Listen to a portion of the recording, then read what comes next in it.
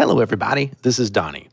Episode 2 of Watching the Sparks Fly is a panel session recorded live at the SMU Steel Summit in Atlanta, Georgia on August the 26th, 2024. In it, you'll hear from Wes Spencer and Stephen Armstrong from the first podcast, along with Edwin Stanley from Laser Needs. They'll be talking about their experiences leveraging new technology and the kinds of cultural changes required to make it stick. I wanted to take a moment to give a quick shout out to 99 Natives who recorded this panel for us. If you're looking for someone to help tell your story, you should check them out at 99natives.com.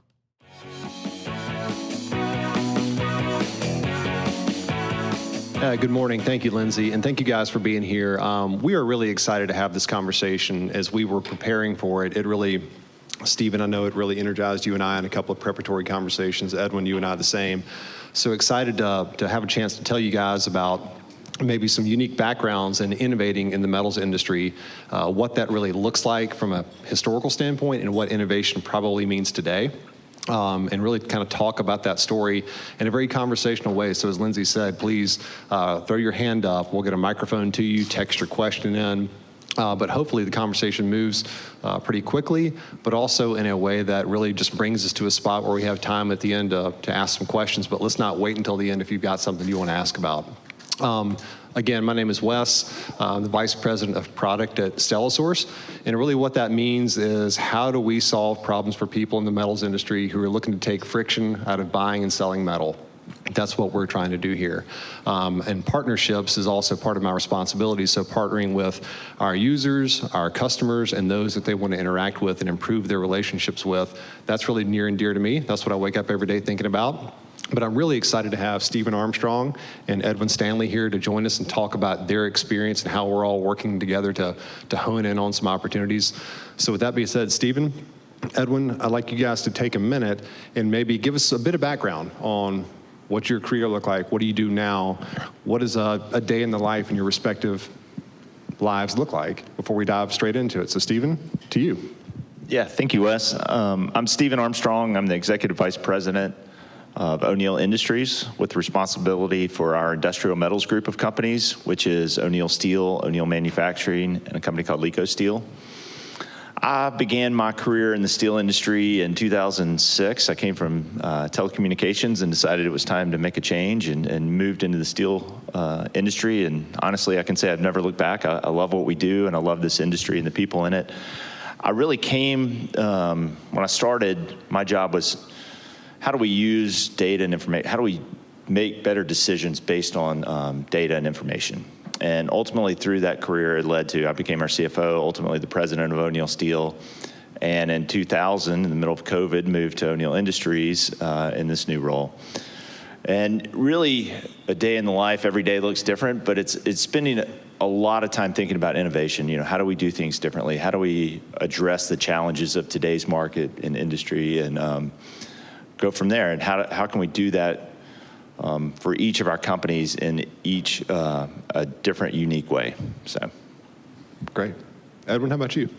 My name is Edwin Stanley. I'm currently with a company called Laser Needs, which I'll say more about that in a moment. But started my metal fabrication career in 1999 with a company called The Gas House, which is now GH Metal Solutions. And we were very fortunate. We grew while I was there from probably 70 employees to over 400. Laser cutting, bending, welding, and paint. I retired from there 4 years ago and then got a little bored and got back in the industry a couple of years ago. So that's where I am now, CEO of Laser Needs, and we're just a laser cutting company, 6 lasers, and now I feel like I'm starting the journey almost all over again. So, got it. Very good. So Stephen, you kind of touched on it already, but in previous conversations, we talked about your early role at O'Neill Steel, getting started, democratizing data, and how that was a kind of innocuous way to get really moving in a broader, initiative of innovation. What did that look like? So if you could rewind back, 10 or 15 years kind of into that role, what was driving your interest in innovating through technology? What was behind it? What was the buzz at that time? And what did it look like just to put one foot in front of the next and get going? Sure, and I like that you still say it's 10 years ago, but it's getting closer to 20 years ago now that I started. But really at that time, a lot of companies were on the ERP journey. So we had just gone through this, 6-7 year journey of implementing an ERP system, and we had all this new information, and we didn't have any idea what to do with it. Our salespeople, our ops people were still asking questions of, how do I make a better decision? And so it was really taking that data, everything that we started collecting in the ERP system, and serving that up to our own employees in a way that they could consume it and make their lives easier. And that really, we talked about it, Wes. That was, at that point, what we were doing is just providing a way for people to do their job easier. They really weren't having to change how they did their job. They were just being able to answer questions really quickly. And so the appetite for that information was just huge. And so it started this journey of, God, give me more, give me more, give me more, which ultimately led to a lot of the things we'll talk about in the future. But it started with just facilitating people, giving them the ability to do their job easier every day. So. Got it. Edwin, what about you? You touched on it earlier, but when you went to a company in 1999, you said 70 employees, and when you were retiring, over 400. You've kind of told us, and I know you will here in a little bit, about just the investment and the journey that y'all went through from a technology standpoint with equipment. Ended up with 30-some-odd lasers, 20-something press brakes, but getting started, did y'all get started with the vision of that many, or what drove you guys to just get the ball in motion? Well, definitely we did not have a vision to land where we did. And of course, the company is still there and still very successful. I think they're even more successful now they got rid of me. But no, it's just one block at a time. And our customers wanted laser cutting, then they wanted more precision parts, which led to CNC press brakes. And we just continued to add, and it was servicing our customers more than anything else, listening to them, and also as we added technology and ERP was part of that too. Some of my partners really weren't a fan of adding that, but we did it, and we a few years in, then we realized we couldn't have grown to where we were without that. And all those things, looking back, seem somewhat easy, but they really weren't. But they weren't, visionary either. I think it was just, continuing to improve, continuous improvement. We talked about that earlier, eating breakfast here. So just a little bit at a time, keep innovating, keep servicing your customers, listen to what they need, and try to add that as you can. Yeah. So just the general motion of enabling employees to do their jobs more effectively, that's going to naturally help you take care of your customers in a better way. But when you guys kind of set out on that journey, I think what we've all kind of heard, at least to this point, I know that we've had in sidebar conversations, is it was not this huge quest and huge journey to undertake. It was just kind of put one foot in front of the next and get moving. But from the perspective of the organizations that you were leading and the people at the time, do you sense that they looked at technology as a project, as in, we're going to do a particular event, we're going to implement this software, we're going to bring in this machine, and then we'll kind of settle back into the world that we like and what we know? Or did you see teams embrace an overall cultural change and cultural mind shift into innovation, no matter how it plays out, whether it's technology and software, the warehouse, or just process change management? Did you see those cultures evolve in a way that essentially established fertile ground for innovation to become part of y'all's DNA? So, Stephen. Sure. For us, Wes, it started as a project. It started as just getting started. Let's do this data project. Let's give our salespeople new tools. And so we built this, as we were going and we started getting momentum, we realized we had to do the cultural part. We had to do that shift and go beyond just, if this can make my life easier, I'll consume this information.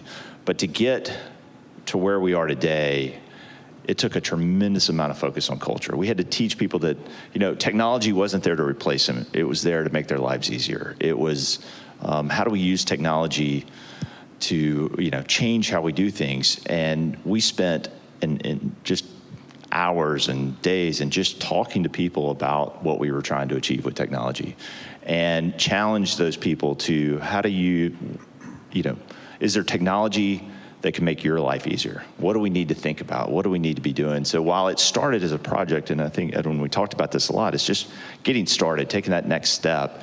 And then you can look up and go, wow, we've done a whole lot of things, but you have to spend the time on the cultural side too to really unlock what you want to do. So it's this combination of getting started in project, but you have to bring the culture alongside of it as well. Yeah. Edwin? Yeah, I agree 100%. But the cultural change for my career, that was the most difficult thing by far. I think in general, most of the team wanted to see it more as a project. Okay, we get this done, management's happy. We get this done, then we can stop changing, because constant change most people don't like that, and me included. But it's really hard to develop the culture of continuous improvement. We did okay at it. I wouldn't give ourselves a great grade for that. But we just had to continue to push it, and it had to come from the top, from top management, almost every day, to continue to do those things that we need to do to keep going back to service our customers and stay ahead of the competition. Gotcha. Well, let's take a little bit deeper dive. We've kind of set the stage for getting change management, ready to go, technology to come in. But if you would, take a look back at your, careers. Stephen at O'Neill Steel, probably Edwin, you at GH. What are some of the hallmark milestones, product launches, strategic initiatives that you guys look back on and say, wow, that was really the result of getting started, but really put a mark on how innovative your respective companies and teams were and what you're able to accomplish? What really stands out to you guys? So, sorry. For me, the hallmark, or the one thing that jumps out when we start talking about innovation at O'Neill Steel, at least, is the development of Pronto, which is our e-commerce platform. At the time we did it, back in 2012, I think we started that journey of developing it. There really wasn't anything out there in our marketplace, but we had this belief that we had to find a way to service our customers better, faster. They needed the answers faster than our salespeople could bring it back. And to get there and to get the company to buy into that, to me, is the start of all our journey. It's what unlocks us going forward of how do we service those things. To get to Pronto, which is our e-commerce, it really started with, we took a look at our IT group, and we spent a lot of time with the business saying, what do we need to spend IT dollars on? And it was the business that said three things. One, information to our providing our employees the data and information when they need it. It was keeping the lights on. Somebody's got to keep the lights on, keep the systems running, et cetera. And the last one was customer experience. We needed to spend our dollars on making it easier for our customers to do business. So that was the pinnacle for me, and it unlocks the future. Not to ramble, but we started that at the same time we started investing in new equipment, new technology in the warehouse. And so these two things were parallel paths of adoption and innovation in what we were doing. Yeah. I was really fortunate to be a part of the O'Neill Steel team that was there pushing that effort. And one of the things I'm going to pull out of this conversation is, further down the road, is how there's really a big oversight to invest in one side of the business, meaning warehouse technology, without sufficiently looking at what are the commercial pieces to really support the customer experience, and how, taken out of balance, it can really cause great stress in the organization. We're going to get to that in a little bit. But Edwin, what about you from a milestone standpoint? What really stands out in terms of the big punctuation marks on y'all's journey? Well, certainly, as mentioned earlier, the first real ERP system that we implemented, and that took a long time. I mean, it really, and we continued to improve that to match our needs every day. And the next big thing was our first laser. I mean, that really changed the game for us. I guess to some extent we became quite good at it, and the laser immediately led to a first CNC press brake. And again, that was another game changer for us. Just the additional precision of the parts that our customers were starting to require. The laser cut quality versus plasma. There's nothing wrong with plasma. It has its place too, but in the lighter gauge, the lasers really changed the game for metal fabrication, and CNC press brakes also. So that was three big milestones that I remember. Gotcha.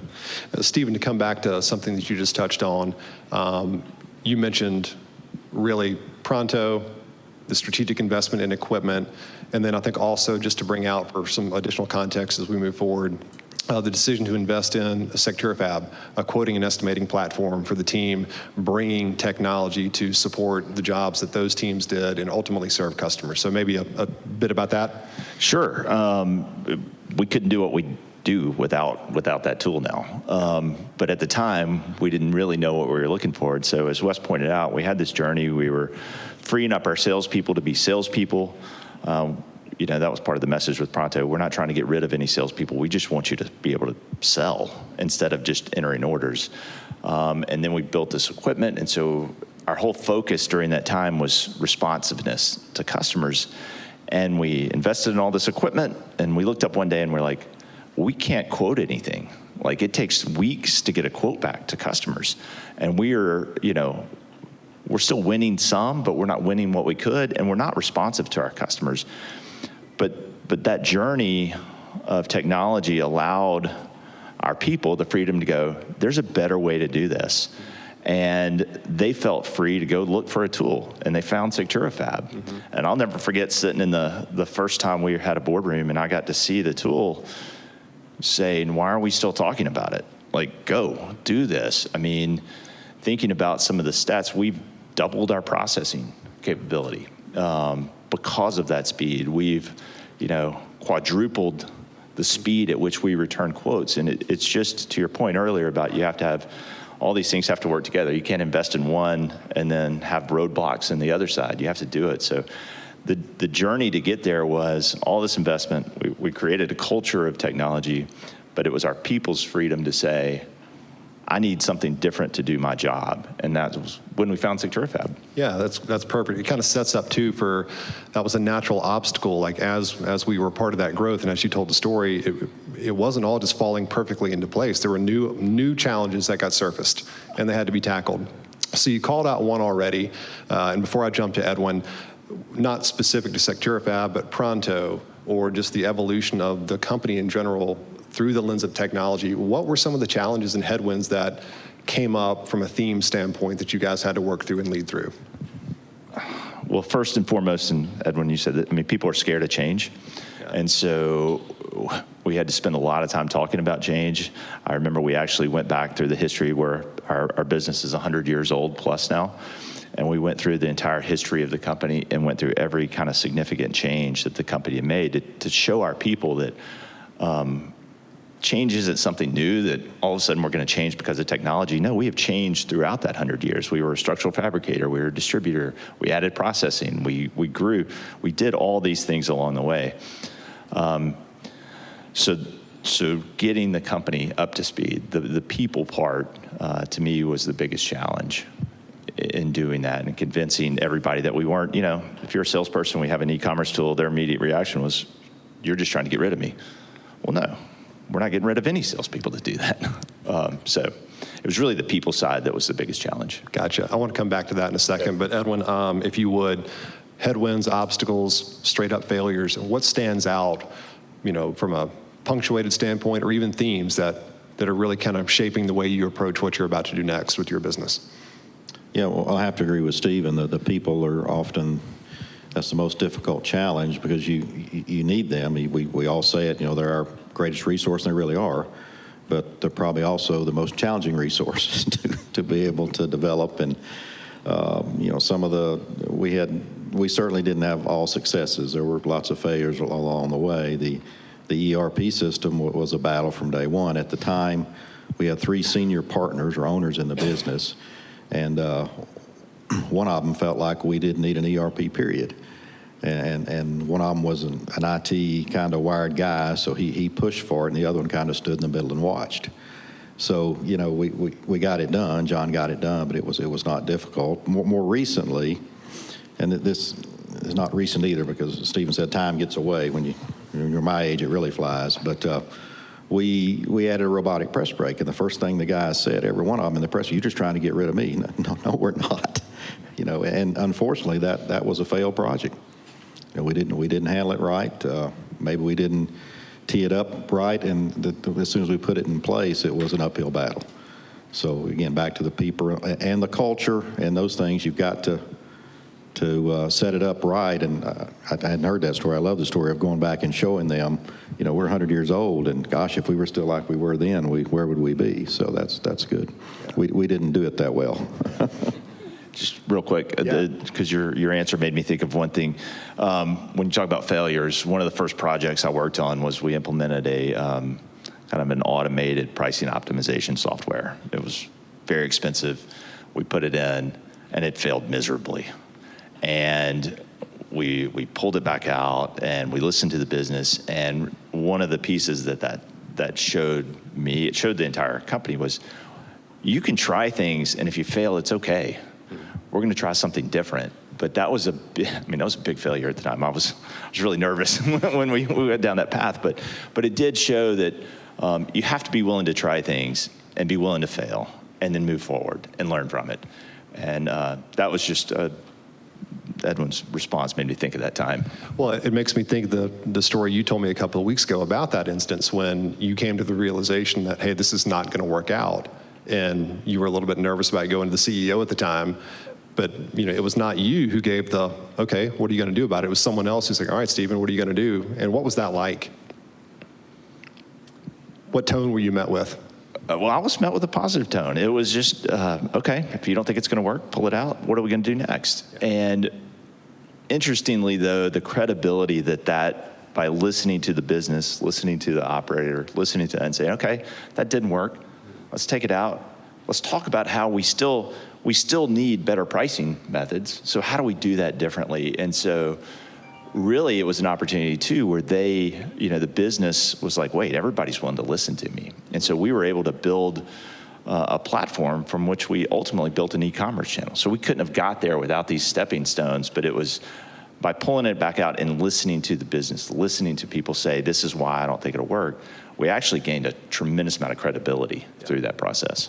Yeah, that sounds like it. And the piece that I wanted to come back to with respect to people, there's really kind of two common themes, being in the software industry, supporting the steel industry. There's two themes we run into the most. One, just a resistance to change in general.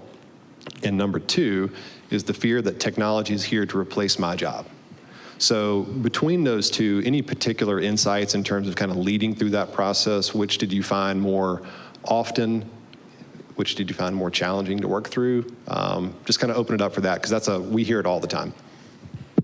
Well, certainly we heard, as I mentioned, it's here to replace my job. What was the first? What was it? Just software changing what people do day to day. The overall change management. Right. Yeah. Change management is very difficult, as we already said. But most people are resistant to change, and there's been many books written on that subject, but we saw both. I don't know any of that more than the other, but certainly for the average shop guy, it seems like always the fear that they're going to replace me. They're trying to replace me, and we never did that. I mean, their role might change a little bit, but then again, that goes back to the change subject. If they're going to change my job, maybe I still have a job, but I like my current role. I don't want the new one. I'm not sure I'm answering the question. I'm not sure how you navigate that any better than just continue to push, and that's gonna, that's part of doing business. We've got to change, or otherwise we're probably falling behind. Yeah, I mean, I think that's the way you answered the question is kind of the challenge at hand, which is there's no silver bullet, right? There's a lot of small lead bullets, and you just keep firing them, you just keep pushing. But Stephen, you kind of opened up with it early when you introduced Pronto. You said you had a pretty significant change management, task at hand internally at O'Neill Steel to help people understand that what you're trying to enable them to do is do their job better. And their job is not just keying in orders and data entry. There's actually value in the sales process, and you're trying to free them up for that. Anything really stand out looking back at that you don't want to share with the group? Well, it's a long, hard process. One thing that comes into mind, though, is you have to communicate, you have to talk, you also have to look at incentives and think about how you're driving people. And if, one of the pieces we missed early was we were like, wait a minute, okay, if a customer orders through Pronto, we have to make sure that our salespeople get the corresponding credit for that. Yeah. Otherwise, they're not going to push people. So you have to look at the entire package of communication and incentives and structure and the whole piece for it to work. The other leg, I hope I'm not going off topic, but perfect. the other leg of the stool when you talk about, technology in our industry is I think there is a huge fear that we're trying to use technology to replace one-on-one relationships. Yeah. I mean, I still think this is an industry, and I believe it to my core, that people buy from people. They want to know who's on the other side of this transaction. They want to know that if something goes wrong, O'Neill Steel or LECO or O'Neill Manufacturing will stand behind what they do. They want to know that Laser Needs is there if there's a problem. But at the same time, people want it faster. They want it quicker. I mean, last week, my wife ordered a pillow at 10 a.m., and that night it just showed up, and I was like, oh my gosh, it's already here. But people experience that in their personal lives, and they're starting to want that in business. And, we have to think about technology as a way to enhance those relationships, not replace them. And so, you talk about how it's going to change your job, but it's also, we're not trying to change. We want you to have the relationship with person X. We want you to know that person. We want you to be there for them. So I think that fear in our industry is out there as well. Absolutely.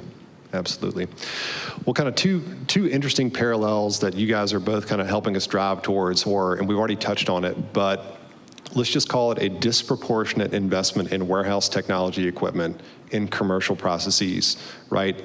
We've had conversation about the impact that they had on each of your organizations. So as you guys kind of surface and come back to it, Stephen, a tremendous amount of investment, and unfortunately, salespeople were right at O'Neill Steel. If we buy the equipment, the demand will come. And, hate to validate a salesperson, but they did. It came. And Edwin, y'all put a ton of processes in place in the warehouse that drove a lot of business as well, but each of you have shared kind of what impact that had. Stephen, you've already touched on the processing team and the use of SecturaFab, but if you could kind of come back to the pain that we were really feeling there, and then Edwin, some of the processes that you guys had to put in place from a manual standpoint to just coordinate that effort, and then really what it ultimately ended up for you and your business with a customer profile mix that was, one that you said may have been benefited by reshaping a little bit. So, Stephen, back to it, disproportionate investment in warehouse technology and commercial technology. What was the pain from that? What did you guys feel? Well, we felt a lot of unhappy customers. Yeah. Ultimately, we did put in a tremendous amount of equipment. We went through this journey we had a 5-year equipment plan that was not only upgrading what we already had, but it was investing in new technology and equipment. And you're right. We looked up and we were like, we're not good at responsiveness to those customers. We can't get these quotes back. And we have to find a way to do it better. And that led to, SecturaFab and the ability to be responsive to those things. Ultimately, it led to us making an investment in SecturaFab and saying, this is an opportunity, or this tool can help us, but it can also help us as an industry. Because we send orders to people that we need, and we didn't want to wait 2 weeks for a responsive, because then ultimately it affects our customer on the other side. And so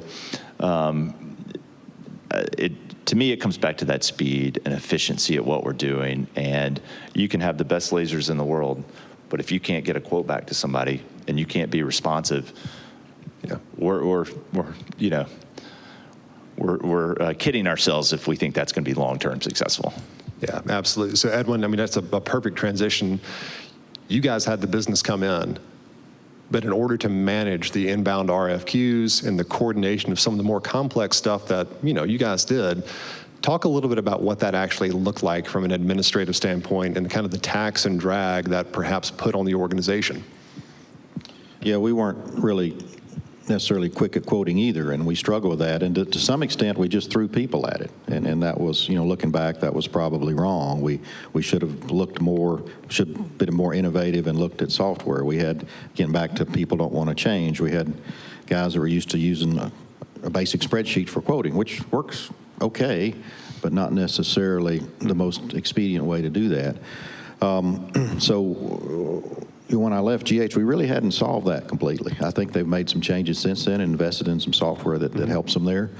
But I want to go back to something for a minute in the change. But and now, you know, we put bonus programs in too, and they work to some extent. But you have to continually adjust those for the business conditions and to get people motivated for that.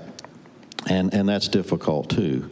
But anyway, just want to touch on that a second. Yeah, absolutely.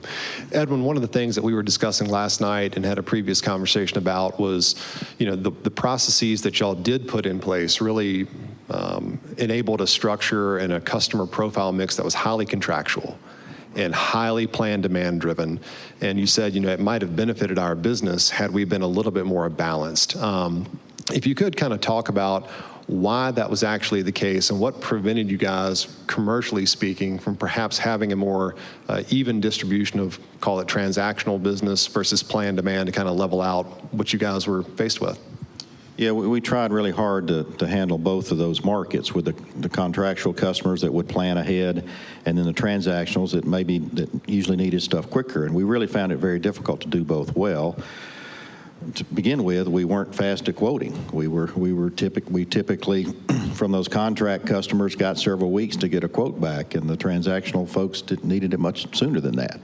Mm-hmm. So we failed there. And then when it hit the shop floor, again, the transactional customer typically had to turn it pretty quickly. They didn't give us a lot of lead time, and we couldn't do that well either. We tried multiple times. We tried setting up a little mini shop within the plant to just handle those transactional accounts, and that didn't work either. You've got different quality standards that those different markets require, and that was just, so we sort of gave up to some extent in handling the transactional accounts and just evolved into mainly an OEM contract business. Yeah. Well, Edwin, you've touched on it, and Stephen, you said it a couple times, speed. Right? There's an expectation of speed. And historically speaking, I mean, I remember the days of leading a sales and estimating team where you would get a big package in of plan demand, and you felt like you had time, right? And it gave you some breathing room. But what we saw at the time, what we're hearing from customers is even plan demand business has a greater emphasis on response time than it used to. So the transactional guys, yeah, if you're not quoting in, 30 minutes or an hour, your phone's ringing, why don't I have this quote? It's just a laser cut part. But now plan demand is really seemingly increasing in its expectations. Have you guys felt that yet? I mean, is that starting to show up in your worlds?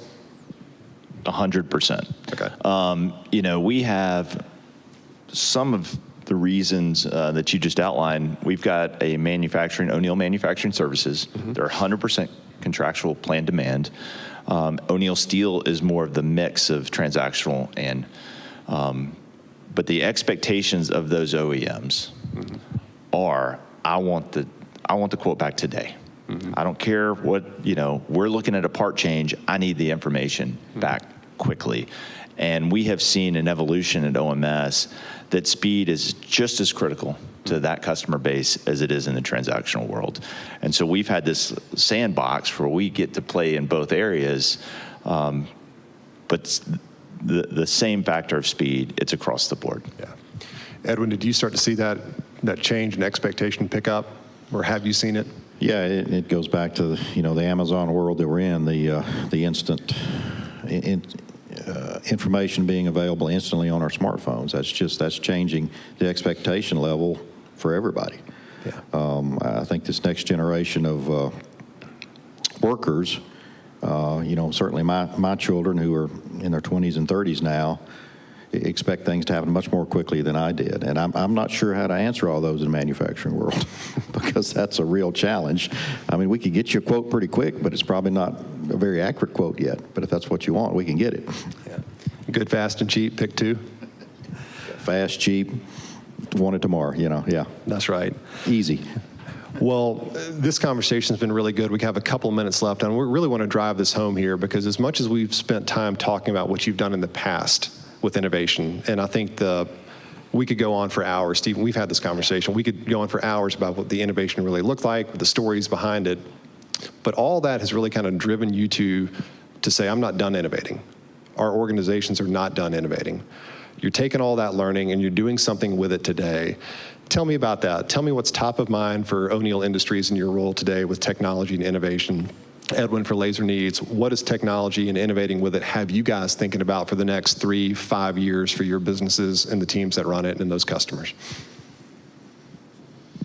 It's a big question. Yeah. I mean, I think there's lots of areas that we continue to look. It's technology that enhances relationships, no matter what industry we're in. We've got a huge aerospace division, and how are we responsive to those customers and their needs? And so it's using technology to continue to do those. I mean, if you're talking about what the buzzwords of today are, sure. I mean, certainly AI. Everybody's heard about AI. I mean, and the way we're approaching AI is the same way we started, back then. You start with small projects of how do you make your people's lives easier. So we put all our policies into AI, and so they can just ask a question and get the information back. And ultimately, I think that will allow us to take the next step of how do we use the new technologies to make our lives easier. I've always said the cool thing about our industry is we don't have to invent anything. We just have to figure out how to apply that technology within our business. That's good. So, yeah. Edwin, how about you? Yeah, I would echo all those thoughts, and I mean, I don't know where AI is taking us, but I do know that over the years, as we got bigger, the algorithms, if you will, became too big for one person to process in their head. What was the most effective schedule for today? And you can do that pretty well if you have a small shop, maybe a laser or two, a press brake or two, a welding station or two. But then as you get much bigger than that, it's really difficult to do that. So I think there's huge opportunities there. I don't know if that software is there yet, but I'm sure people are working on that. Because it's very complex algorithm, lots of things to look at. What's my staffing level today? What equipment is? I've got a machine down today, so then I got to rethink what's the most productive schedule. I got these customers screaming for parts, and these could wait a day, but I need to contact a salesperson to see if he can call that customer and say, hey, can you give me another day here? Yeah. And those kind of things for large shops, I think would absolutely be huge if that kind of software technology was out there. Yeah. Well, we're really flattered to be able to support both O'Neill Industries and Laser Needs. And as we've gotten to know you guys, your needs, we've helped enable some of the technological relationship enhancement between the two companies. So, Stephen, maybe if you could talk about the opportunity that Stella presents for Edwin to work with you guys in a capital light synthetic expansion way, if you will, and Edwin, what that means for you and your business with working with O'Neill Industries through the RFQ process, et cetera. Sure. When we think about how we utilize our partners and equipment, because sometimes our equipment's full, sometimes we don't have the right equipment, that process is very cumbersome and has made us not want to do it. Yeah. When y'all were able to develop, just take the RFQ process and streamline how we're able to communicate with Edwin and his team and share that information back and forth in a way that we can track it, we can look back. I mean, I think we're always driven by what happened the last experience, and so you get confused. But if you have the ability to see what we've done in the past and what we won and what we didn't, I think you make better decisions. And so it's been able to help speed. The real-time pricing component of, in the past, I would have to go to my spreadsheet and then go call somebody. Call George Kame, as we talked about, and say, hey, give me a price for this steel. And that just adds complexity and steps and time to the process. And so all these features that Stella has been able to do, we're using, and they're making us better every day. We're able to do things faster and more efficiently than we ever have. Yeah, good. Edwin? What was the question again? Sorry. Just from so we're just talking about how technology, we've spent a lot of time earlier talking about technology enabling relationships. Right. And O'Neill Industries and Laser Needs right now are piloting some really cool things to strengthen that relationship that has mutually beneficial aspects to it. From your perspective, what are you seeing from technology kind of pushing that forward? Yeah, and Stephen touched on that. Certainly a quicker response when we need steel quotes would be nice, instantaneous, and then communicating with our customers too. That's two things that would be very beneficial for us if we continue to improve those. And then just more real-time feedback, I guess, from shop floor conditions, which I know that's a pretty complex thing. Okay, what is the actual what capacity do we have open right now? Because part of that is, okay, if a customer is needing something quickly, can we fit that in? Or you got to hang up the phone and go find the production supervisor and talk to them. Okay, and then his first question is, well, how many hours are we talking about here? Yeah. Well, I don't have that. So, all those kind of things, the more data that's available quickly to make those decisions, I think that's huge. Good deal. Keeping an eye on the time here. We have a couple minutes left, and I want to make sure we get to some questions because I think James said we have at least one or two coming in. As we wrap, though, for the group, what advice would you give to anyone who's really kind of staring down the barrel of innovating with technology? Like, hard question, but you're here because you've done it. So what would you give? Well, we've talked about it the entire time. I think the technology is just the tip of the iceberg. That's just what you see above the surface. It's looking at your business, talking to your people, building that trust with your teams. If we're not trying to replace you, this is going to help us get better. But it's spending, I always say it's spending 10 times as much time on the people as it is on the actual technology component.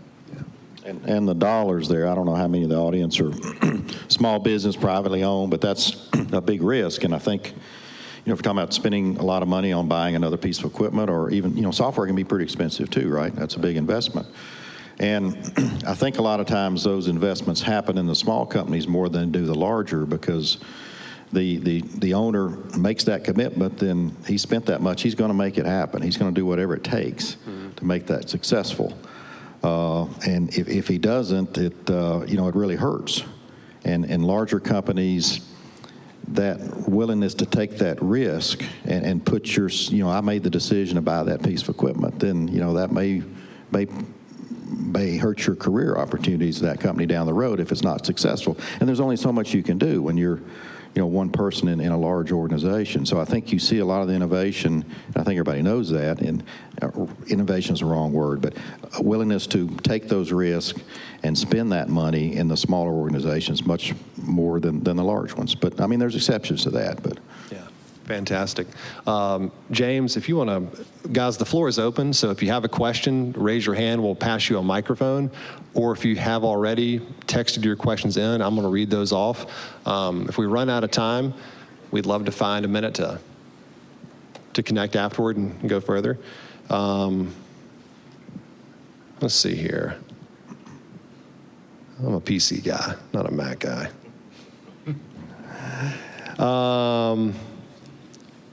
Let's see, we've already talked about this here. Stephen, you touched on it earlier. Are you willing to share or able to share any data points around what these sales technologies have generated for the teams at O'Neill Steel? So I think I did touch on it from a speed standpoint. Right. We've been able to double our processing growth. I will tell you that we have added, we'll call it 60% volume in distribution without adding additional salespeople. Wow. Through the use of Pronto and our customer-facing technologies. It's not just order entry. It's talking to our salespeople about what are the things you get calls for? What are the things you get emails about? And finding ways to automate those things to continually free them up to service their customers. So it's significant growth with very little additional resources, ultimately. Okay. Edwin, this is more directed to you, but you mentioned earlier that the customer and order mix could have benefited from perhaps more balance. So 2 questions. 1, any idea what the ideal mix would look like? And number 2, what would it have taken? Well, you kind of answered this already, but what would it have taken to facilitate getting to that mix? Yeah, those are good questions. I think the ideal mix in my mind would be 70-30 maybe. So 30% transactional, because your contract customers do go up and down. There's cycles there, even seasonality within the year. And then we found ourselves during those soft times looking for something to do. Then we'd poke the salespeople, go out there and find some more customers, and they would find them, and then we wouldn't do a good job servicing them, so they wouldn't come back. And then when we got busy again, we'd almost kick those customers to the curb, the transactional ones, saying, well, we don't have time for you now. Mm-hmm. So 70-30, how would you do that? Wow, I think you almost need 2 separate organizations to some extent. And I think some companies have done that. I think O'Neill did that. We didn't solve that riddle, obviously, but we kept trying to do it internally with maybe a small shop within the shop, and it just didn't work well. I mean, it's different. It's different speed. It's different quality expectations, and to teach a guy, okay, it's this quality expectation for this set of customers, but this quality expectation for this other set, you just confused the heck out of that for them. So I think it's two separate organizations. Okay. And we'll call this our last question because we're right at time here, but I think it applies to both, and again, includes answers that have already been given kind of partially. But as each of you grew, it sounds like you grew a lot. How did you manage the RFQ process? Specific question, with people, with process, with technology, with a mix, but essentially how did the RFQ process have to manage all that growth? Well, as I said earlier, we threw people at it to begin with, which was not necessarily the right approach looking back. And we slowly added technology to do that, but probably not at a fast enough pace. We just continued to add more people.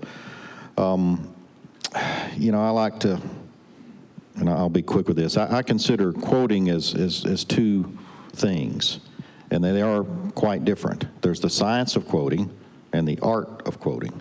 And the science is understanding what your costs are. And you can get pretty good at that if you spend enough time to evaluate the parts, especially if it's welded assembly, it's more complex. But the art of quoting is, what's the market, what's the customer willing to pay for that part? And that's almost more important than the science to some extent. Gotcha. And I don't know how you automate that. That's that good salesman, right? Right. Yes. Stephen, just for us, it was the same thing. We threw people at it. We threw people at it till we couldn't throw people at it anymore, and it wasn't getting better. And then that was when we finally opened our eyes to technology, and frankly shifted some of the bottlenecks to other areas. And you throw a few bodies at it, and then you're like, well, wait, we can't just do this. So how do we get better? But for us, you look back and you're like, yeah, we started with bodies. I think everybody does. Yeah. But we didn't really unlock the potential until we threw technology at it. Yeah. Yeah, I mean, nothing happens for a business until something is sold, right? Yeah. And so finding a way to make that easier, more accurate, and be a better overall experience for the customer, I feel like that's the piece of change that's accelerating at the fastest rate for the industry. It's going to be really incredible to see what happens over the next 3 or 4 years. I certainly appreciate the insight that you two have brought, and look forward to watching what you guys do with all this technology and knowledge of how to go deploy it. So thank you for your time.